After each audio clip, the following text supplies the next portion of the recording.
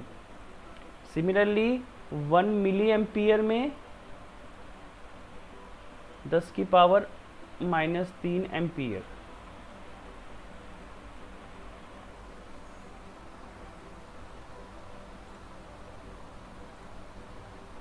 Okay, next देखते हैं।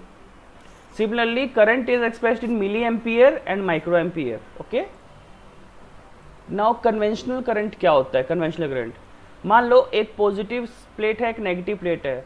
हमने पढ़ाया हुआ आपको the direction of current is always opposite to the direction of flow of electron.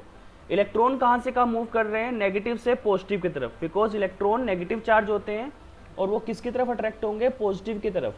तो इलेक्ट्रॉन की डायरेक्शन होती है नेगेटिव से पॉजिटिव, तो करंट हमेशा उसके अपोजिट जाएगा, पॉजिटिव से नेगेटिव। तो what is the direction of current? Positive to negative. देखो डायरेक्ट डायग्राम में देखो।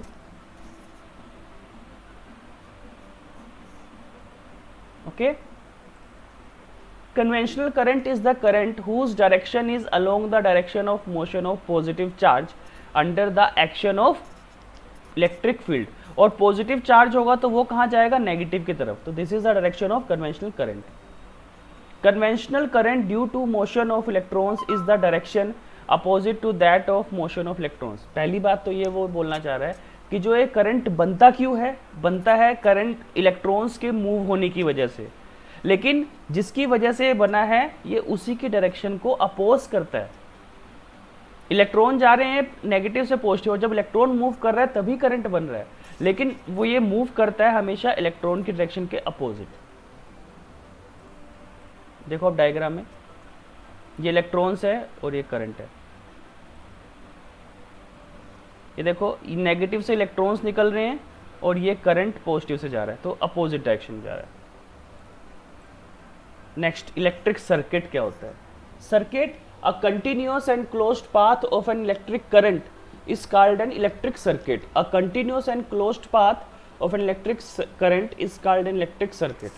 बेसिकली करंट को स्विच से डिवाइस तक पास होने के लिए एक पाथ चाहिए। तो पाथ वायर्स के थ्रू जो हम बनाते हैं एक सर्किट, जैसे हाउस होल्ड वायरिंग होती है सब, तो इसमें इलेक्ट्रिक सर्किट ही होता है। Basically it is a continuous and closed path of electric current. A simple electric circuit consist of a cell, switch and load. अगर सिंपल इलेक्ट्रिक सर्किट देखें तो एक सेल मतलब एक सोर्स या बैटरी होनी चाहिए, या हमारे घरों में क्या होता है, एक सप्लाई आती है जो बाहर ट्रांसफार्मर लगा होता है, वहाँ से सप्लाई आती है, एक वायर आती है हमारे घरों में, जो हमारे घरों में मेन सप्लाई आती है, उसके साथ एक स्विच लगा होता है, घरों में स्विच लगे होते हैं, और एक लोड। लोड का मतलब कुछ भी, कोई भी डिवाइस, चाहे उस पर आप पंखा चला रहे हो, चाहे चार्जिंग कर रहे हो, तो इट इज़ अ लोड। अच्छा, एक एमीटर क्या होता है? An ammeter current measuring instrument, ammeter, is always connected in series in an electric circuit.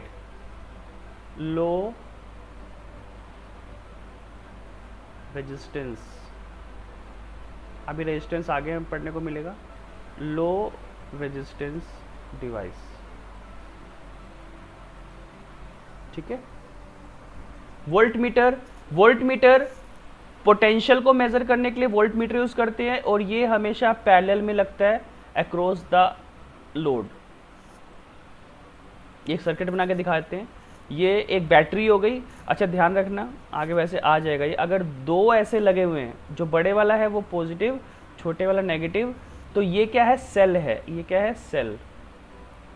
लेकिन अगर दो से ज़्यादा हैं तो बड़े वाला पॉजिटिव, छोटे वाला नेगेटिव. ये क्या है, बैटरी. ये बैटरी है. ओके. तो ये आपका बैटरी हो गया. ये की यहाँ पर जैसे घरों में लगा होता है ना स्विच ऑन ऑफ करने के लिए पंखे को, तो वैसे ही यहाँ पे की लगी हुई है.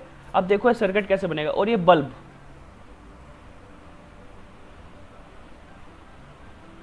ये सर्किट बन गया. लेकिन अभी ये जलेगा नहीं. जलेगा क्यों नहीं? क्योंकि अभी आपने की को बंद नहीं किया. अ सिंपल इलेक्ट्रिक सर्किट. जैसे देखो यहाँ पे आपने बंद किया, इसको दोबारा देखते हैं. अभी ये बल्ब जल नहीं रहा. आप कहोगे सर आपने सर्किट बना दिया फिर भी क्यों नहीं जल रहा? जल इसलिए नहीं रहा बिकॉज आपको इस स्विच को तो ऑन करना पड़ेगा या स्विच को बंद करना पड़ेगा. बिकॉज यहाँ तक करंट आ गया, यहाँ पे कैसे जाएगा? बीच में तो एयर आ गई and air is a bad conductor. तो जैसे ही आप इस स्विच को बंद करोगे, ये बंद कर दिया आपने, करंट फ्लो हुआ और ये बल्ब जल गया. दूसरा देखो अब एक और सर्किट. देखो एमीटर हमेशा सीरीज में लगता है, वोल्ट मीटर हमेशा पैरेलल में लगा हुआ है. ये देखो दिख रहा है आपको डायग्राम में, वोल्ट मीटर पैरेलल में लगा हुआ है और एमीटर सीरीज में लगा हुआ है. नेक्स्ट टर्म है हमारे पास इलेक्ट्रिक पोटेंशियल. क्या होता है? Electric potential is a physical quantity which determines the flow of charge from one body to another. Basically आप अगर इलेक्ट्रिक पोटेंशियल की बात करो, इलेक्ट्रिक पोटेंशियल क्या डिसाइड करता है कि जो करंट है वो कहाँ से कहाँ फ्लो करेगा. और करंट हमेशा हायर पोटेंशियल से लोअर पोटेंशियल पे फ्लो करता है. ओके. तो potential decides the direction of flow of current and current always flows from higher potential to lower potential. जैसे कि आप दो अगर पानी की टंकी है और उनके बीच में आपने एक पाइप लगा दिया, तो जो पानी है वो उस टैंक से दूसरे टैंक में फ्लो करेगा जिसमें ज़्यादा लेवल पे पानी है, जिसमें ज़्यादा हाइट पे पानी होगा. ठीक है. It is a physical quantity which determines the degree of electrification of a body. And इसकी डेफिनेशन ये है, electric potential at a point in the electric field is defined as the work done in moving a unit positive charge from infinity to that point against the electrostatic force irrespective of the path followed. इसमें मैंने एक example बताया था आपको. मान लो ये charge है Q charge और एक चार्ज है Q नोट और ये कहाँ पे पड़ा है? इन्फिनिटी पे पड़ा है. इस चार्ज को मैं चाह रहा हूँ कि ये जो Q नोट चार्ज है इसको मैं यहाँ पे ले आऊँ, यहाँ पे ले आऊँ इस पोजीशन पे. अब आपने पढ़ा हुआ है पॉजिटिव पॉजिटिव रिपेल. क्या पढ़ा हुआ है आपने? Like charges repel each other. Negative negative repel, positive negative attract.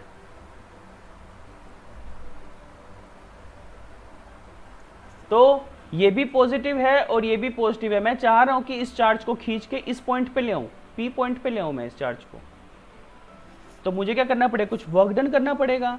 और वर्क डन करूंगा तो ये भी पॉजिटिव है, ये भी पॉजिटिव है. जैसे जैसे पास आएंगे, ये वाला जो पॉजिटिव चार्ज है बड़ा है तो ये इस पे एक फोर्स लगाएगा, रिपल्शन लगाएगा. रिपल्शन का मतलब दूर भगाने की कोशिश करेगा इसे.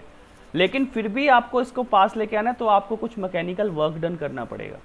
तो वही electric potential at a point in the electric field is defined as the work done in moving a unit positive charge from infinity to that point against the electrostatic force irrespective of the path followed.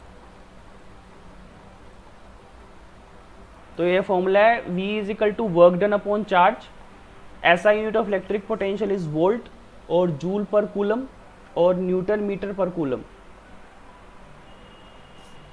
ये unit भी किसी scientist के नाम पे रखी गई, physics के नाम पर, एलेजेंड्रो वोल्टा। ठीक है, वोल्ट बना वोल्टा से। Electric potential at a point is 1 volt if, 1 volt की डेफिनेशन अगर करनी हो तो 1 volt is equal to 1 joule upon 1 coulomb. तो electric potential at a point is 1 volt if 1 joule of work is done in moving 1 coulomb charge from infinity to that point in the electric field. Electric potential difference, electric potential difference between any two points in the electric field is defined as the work done in moving a unit positive charge। अब पहले हम क्या कर रहे थे, infinity से एक point पे लेके आ रहे थे। अब हमारे पास दो फाइनाइट पॉइंट्स के बीच का जो पोटेंशियल का डिफरेंस है वो electric potential difference from one point to other against the electrostatic force. तो this is it, V B minus V A delta V is equal to W A B upon Q. Electric potential and potential difference are scalar quantities. Electric potential at infinity is 0. Infinity पे कितना होता है, 0 होता है। Electric potential near an isolated positive charge. Positive charge Q greater than 0 is positive and for a negative charge is negative. अगर charge positive है तो electric potential भी पॉजिटिव होगा, चार्ज नेगेटिव है तो इलेक्ट्रिक पोटेंशियल भी नेगेटिव होगा।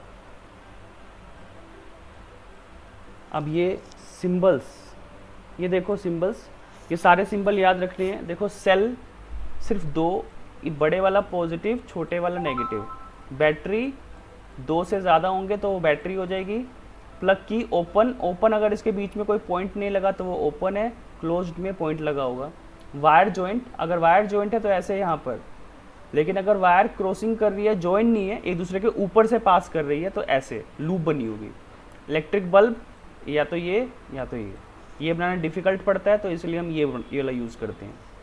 Resistance, ये वेरिएबल रेजिस्टेंस, यहाँ पे एक एरो लगा देंगे। एमीटर, ये यहाँ पे इसका है पॉजिटिव, ये नेगेटिव, ये पॉजिटिव, ये negative. Next, Ohm's law, the electric current flowing through a conductor is directly proportional to the potential difference across the two ends of the conductor when physical conditions such as temperature, mechanical strain etc. remains the same। वो क्या कह रहा है कि current flow is directly proportional to the potential difference, but there is a catch। catch ये है कि physical conditions such as temperature must remains the same। okay? जब आप 12th में पढ़ोगे तो आप इसको और डिटेल में पढ़ पाओगे, बट अभी के लिए आपने ये रखना है कि physical conditions are kept constant। तो I directly proportional to V और V directly proportional to I, तो जब हम इस डायरेक्टली प्रोपोर्शनल को हटाएंगे तो एक कांस्टेंट लग जाएगा R। R बोलते हैं यहाँ पे रेजिस्टेंस।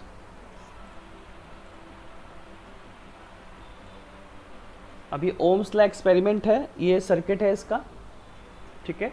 ये रियोस्टैट हमने एक प्रैक्टिकल कर भी लिया है, तो ये वहाँ पर।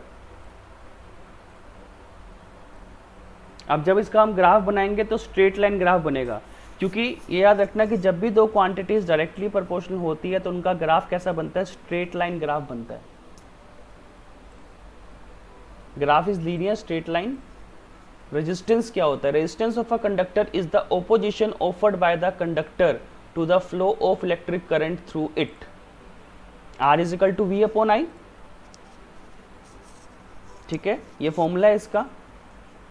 और resistance in terms of physical features of the conductor, हमें पता है रेजिस्टेंस कौन कौन से फैक्टर्स पे डिपेंड करता है। Resistance directly proportional to length, अभी हम इसका एक सिमुलेशन दिखाएंगे, वहाँ से प्रूफ हो जाएगा।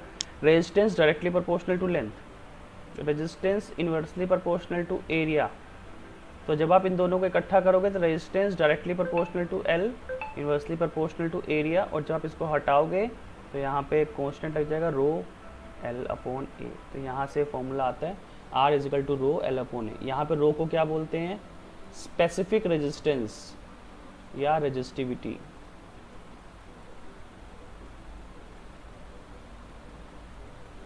ओके,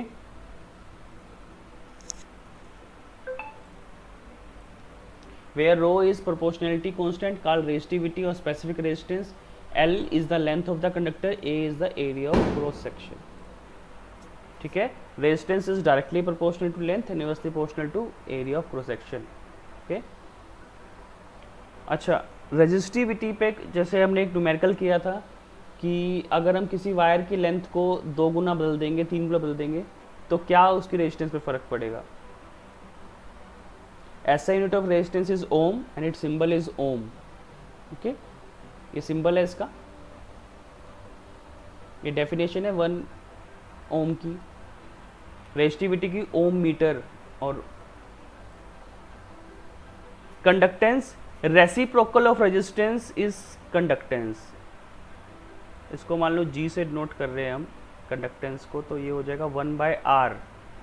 और आपको पता है यूनिट क्या होती है रेजिस्टेंस की, ओम, तो उसको उल्टा लिख देंगे MHO. अगर आपको ये समझ नहीं आ रहा, मो समझ नहीं आ रहा, तो आप ऐसे भी कर सकते हो, ओम इनवर्स, उसका सिंबल भी ऐसे ही है, ओम इनवर्स.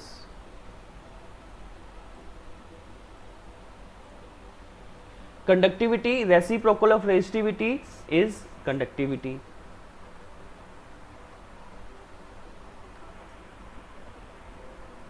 तो आज हम इतना ही करते हैं. अब हम कुछ सिमुलेशंस देखेंगे इसमें.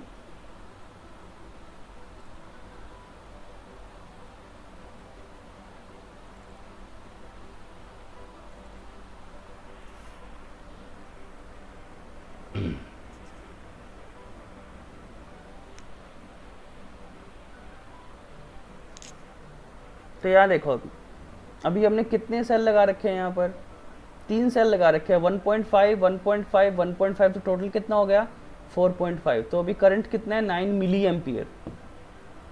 कैसे पता चल रहा है अभी ये?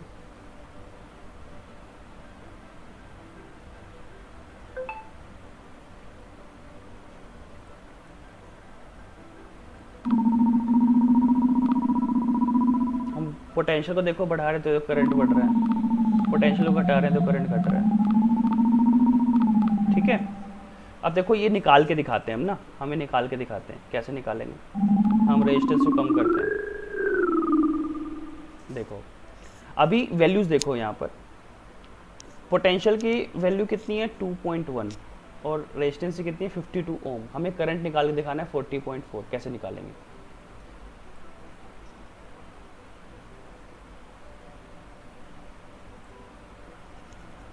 पोटेंशियल की वैल्यू कितनी थी हमारे पास,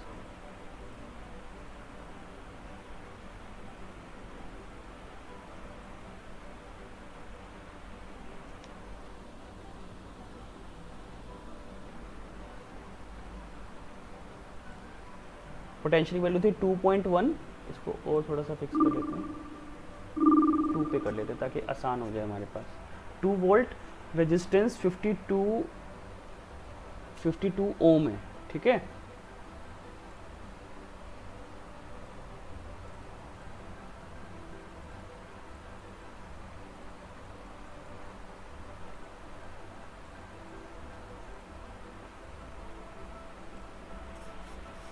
तो ओके, तो यहाँ पर जो करंट आएगा हमारे पास, करंट कितना आ जाएगा 38.5 milli ampere. 38.5 milli ampere. Okay, तो दिस इज इट. जैसे जैसे आप पोटेंशियल को देखो बढ़ा रहे हो तो करंट भी बढ़ रहा है. तो इससे पता चलता है कि V और I डायरेक्टली प्रोपोर्शनल है. हालांकि ये है कि जैसे जैसे आप पोटेंशियल को बढ़ाओगे तो वहाँ पर एक और फैक्टर आ जाता है, जूल्स लॉ ऑफ हीटिंग, जो हम आगे इस चैप्टर में नेक्स्ट पढ़ने वाले हैं, तो वहाँ पर वो फैक्टर भी आ जाएगा. ठीक है, एक और देख लेते हैं हम.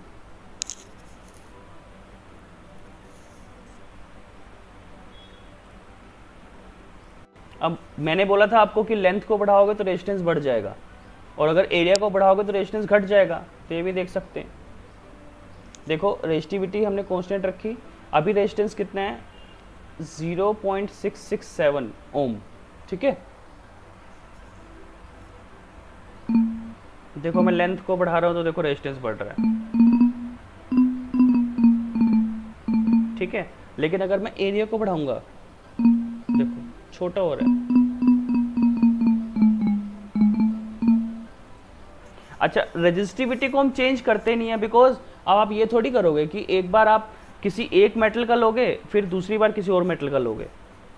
आप मटेरियल थोड़ी बदलते रहोगे बार बार। आप मटेरियल की लेंथ और एरिया को बदल सकते हो, लेकिन वो मटेरियल थोड़ी बदलोगे बार बार, कि एक बार आपने कॉपर ले लिया, एक बार एल्यूमिनियम ले लिया, एक बार सिल्वर ले लिया, या कोई भी और मटेरियल। तो रेजिस्टिविटी को हम फिक्स रखते हैं। लेंथ को बढ़ाएंगे तो रेजिस्टेंस बढ़ रहा है, ठीक है। देखो वैल्यू, देखो ऊपर वैल्यू बढ़ रही है यहाँ पर, और अगर एरिया को बढ़ाएंगे देखो तो वैल्यू घट जाएगी।